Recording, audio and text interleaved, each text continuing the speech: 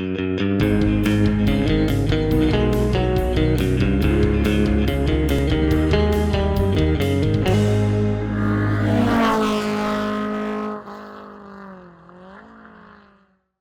everybody, it's Charlie from Daily Motor, and we've had a lot of fun this week tossing around the 2022 Subaru BRZ. So we're going to head out today, go for a little drive, and talk about what actually makes it so much better than the previous generation and worth your attention.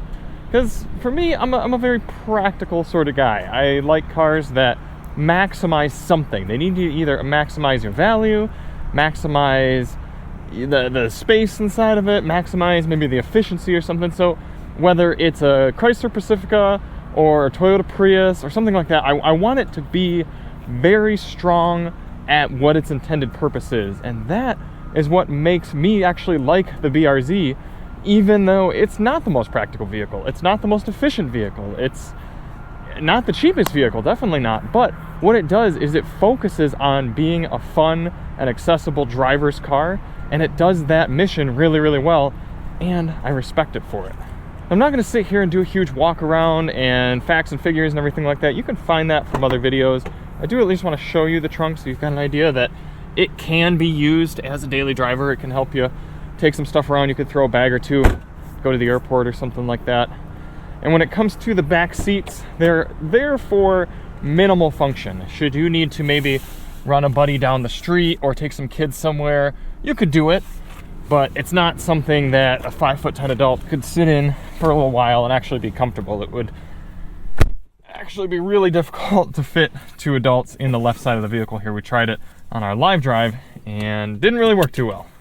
Speaking of that, if you would like to see more on the BRZ, we did a dedicated review of the sound system, dedicated review for fuel economy on the highway where it did pretty darn well, and we did a live drive. So lots of content on here, but if you want to just kind of see how it drives and kind of my overall thoughts, that's what this video is for. This is the automatic transmission. It's a 6-speed conventional auto, no dual clutch, no fanciness, no 10-speed, anything like that. And it just works. It's not the fastest transmission, but it is hardy, and it kind of gets to that idea of maximizing value and reliability. Because this is a car that you could beat on for 100,000 miles, probably not really have any issues with, which I think is pretty darn cool. That's what I look for in a sporty vehicle, something that's not going to be constantly in the shop, constantly going to be needing expensive repairs. One of the first things that stuck out to me driving this car is how solid it is. I love how the steering, the shifting, the blinkers, the door handles, everything in this car feels really solid, intentional, well built, and just meant to be what it is. There's nothing that you kind of play with and you're like, ooh, this doesn't inspire quality. Because part of that is that you want a vehicle that you're spending $30,000 on to be reliable and to be something that feels like you're getting your money's worth. But the other part of that is it just adds to the overall enjoyment and sensation when you make a slight turn to the wheel and the car immediately turns. There's absolutely no play, just a very immediate, connected sort of feel. And when I'm driving a sporty car, I want to feel connected to the machine. I want it to feel like an extension of my body. That's what I've always loved about Porsches, is they feel like an extension of your body. And this BRZ is similar in that way.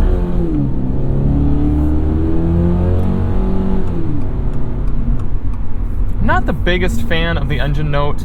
It does pipe in a good amount of artificial sound, and at the end of the day, even though it's a boxer motor, it's still a 2-liter 4-cylinder, and it's just only so much you're going to be able to do with the sound of this thing. One thing I appreciate is they've fixed the torque curve from the previous gen car. The older BRZs, when you'd floor it, you kind of get this surge of power, and then right around $4,000 or $5,000, it dipped off and kind of slugged back and then got back on the power again. There was a very clear drop in the torque and horsepower curve, but this one, not so much. There is a little bit of a plateau. You could call it a drop in horsepower, but it's certainly not dramatic. And the overall horsepower curve is pretty darn linear. Not really a curve at all. It's normal mode right now. I'm going to floor it. See how quickly it drops gears and gets going, and actually gets up pretty darn quick. Got a few different drive modes. You can put it up into sport or track. I'm gonna hold it down for track right now. That's gonna disable my traction control, but still keep stability control. We are running on the stock summer tires right now, even though it's 41 degrees Fahrenheit. I think this car is gonna go into hibernation soon, but for now we're out having a little fun with it.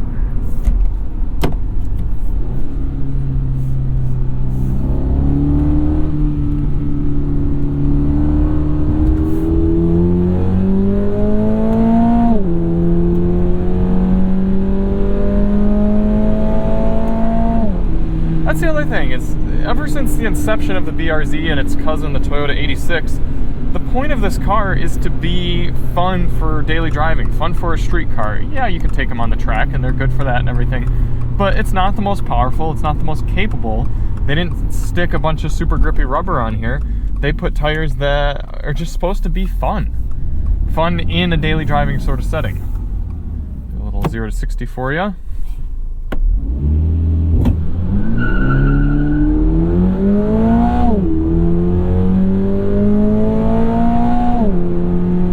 That high red line is pretty fun as well.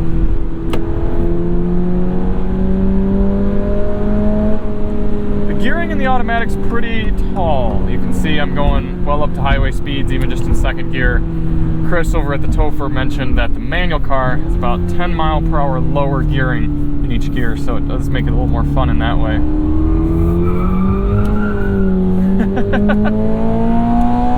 Such a controllable chassis. There aren't too many cars that I'd be confident doing that in.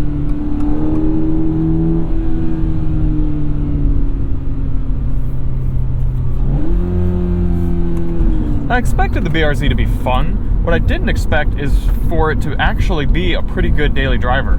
This is the base trim, which stupidly is called premium. The upper trim is limited, and that gets you a few more gizmos and gadgets inside. But ultimately in here, even for this quote-unquote base car, you've got dual zone climate control, you've got Apple CarPlay, Android Auto, although neither of those are wireless.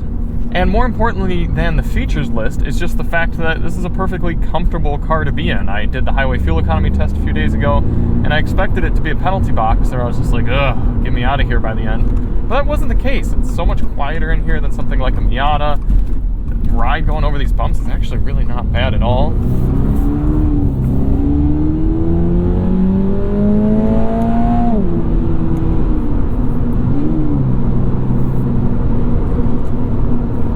So it's not a penalty box. It's not something that you feel like, oh man, I can only drive this while I'm young, and then I got to get something more mature. And I think that's also echoed in the new styling as well. I think the styling is much more mature, much more universally appealing. It's not quite as boy racery and juvenile as the previous cars.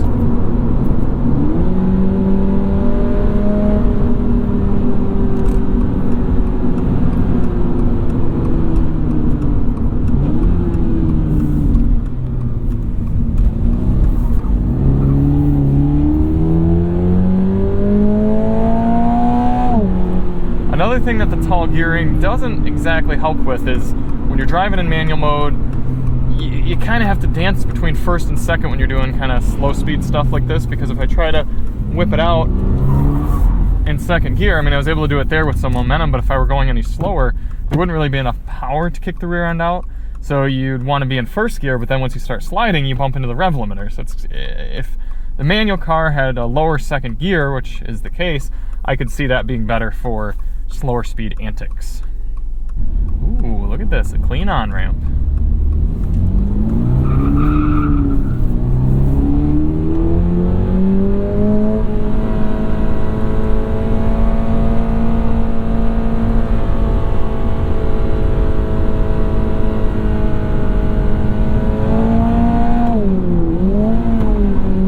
Accidentally shifted it the neutral there.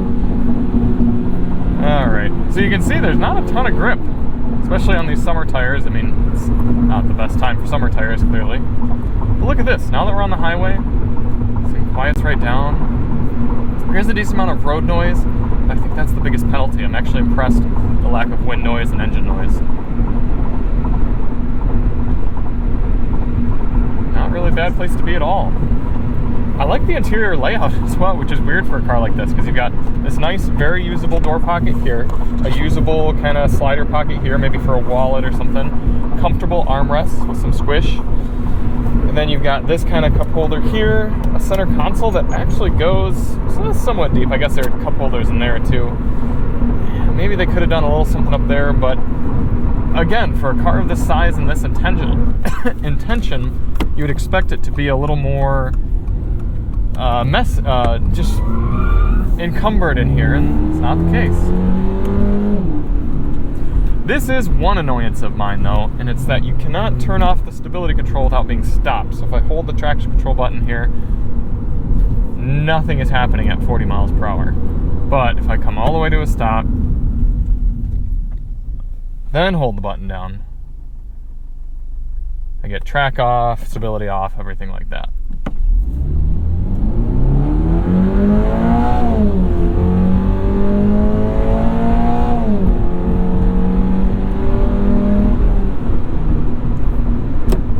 I love that satisfying slap.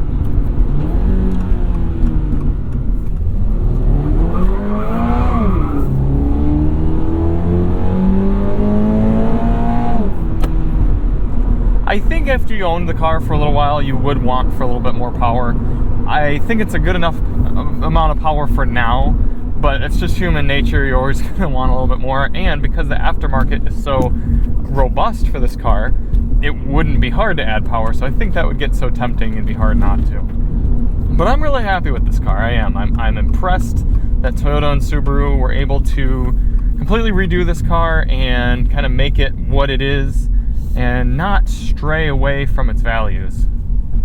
It's still a fun car. It's still an accessible car. I mean, $30,000 isn't exactly cheap. There is some good competition and things that are mostly front-wheel drive. I mean, you got things like your Elantra N. It's going to maybe be a little bit more exciting, give you more of those pops and bangs and crackles. But this is going to be more of a hooligan machine than something like that, at least from the purely driving perspective. And this is kind of the most pure sports car experience you can get right now. It's better than something like an EcoBoost Mustang. I would probably pick it over a Miata, which I hate to say because I love the Miata, but the Miata has 2 fewer seats. It's more expensive in most cases, not as fast. I didn't really like the Miata though, and I do like having convertibles too, so it'd be a really tough choice for me. I guess if it were my only car, I'd pick this. If it were a second or third car, I'd probably pick a Miata. But anyway, thank you all so much for watching. Great on Subaru and Toyota for making a car like this, and we can't wait to drive the manual version coming up here soon. If you do want to see more on it, check the link in the description for our other videos, and we'll see you on the next one. I'm Charlie from Daily Motor, and as always, drive on.